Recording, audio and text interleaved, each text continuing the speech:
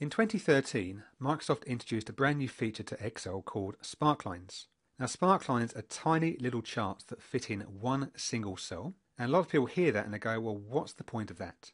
Now, producing a conventional chart is quite an easy process, but producing lots of them can be quite a tedious process. So what Sparklines let you do is produce lots of these little charts quickly. Here I have 3 examples.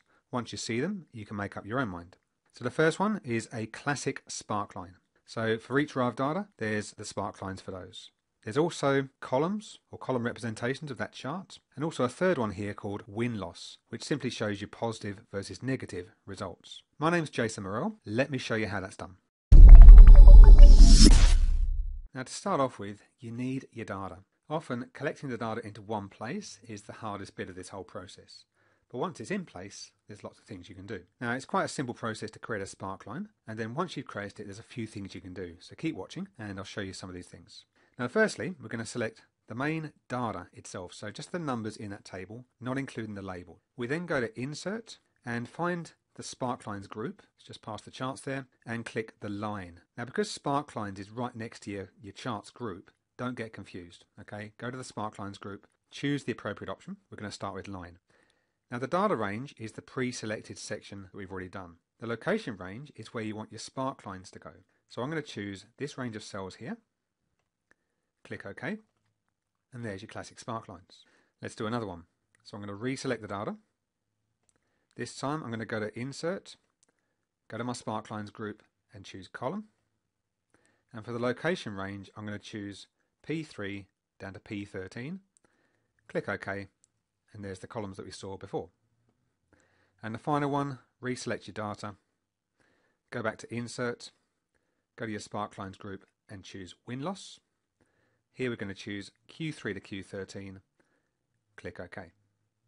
So creating the Sparklines itself is very easy. Once you've done so, there's a few things you can do. So you'll notice at the top here, there's a Sparkline Tools. It only comes up when you're working on Sparklines. So if you click outside, of course, back onto the worksheet, that will disappear.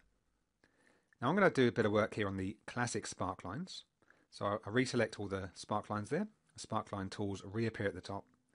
And you'll see the ribbon here, a big majority of it is dedicated to the styles. Now styles is just your classic colours, so things like the blues, the reds, the greens, the purples and so on. So you can colour code your Sparklines if you've got a few of them on the same spreadsheet. Now also, the 6 tick boxes here. If you've ever worked with tables, you'll recognise the concept here. Each of those tick boxes corresponds to different bits of the Sparkline. So you could, for example, mark the high points. And if you look at the Sparklines here, you'll see the high point on each Sparkline is highlighted. You can also do the same thing for low points, any negative points. You can show all the markers if you want to, or just the first and the last pointers.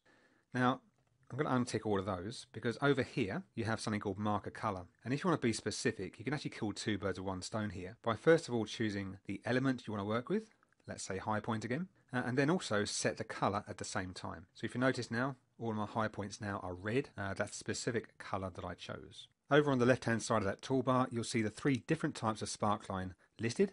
So if you've created, for example, a line chart and you realize that actually a column chart might be better, you can switch it across with one click. Now, where would you use one type over the other? Well, if you've got a few distinct values, like you're plotting, say, 12 months in a year or something, then the column chart is probably the best option there because it shows you distinct columns and you can compare the value one against the other.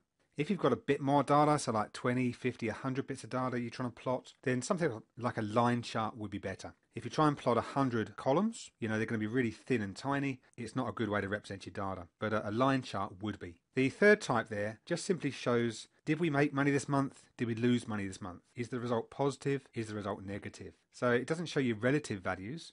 It just shows you like a blue block for a positive result, a negative block or a red block for a negative result there. That's Sparklines.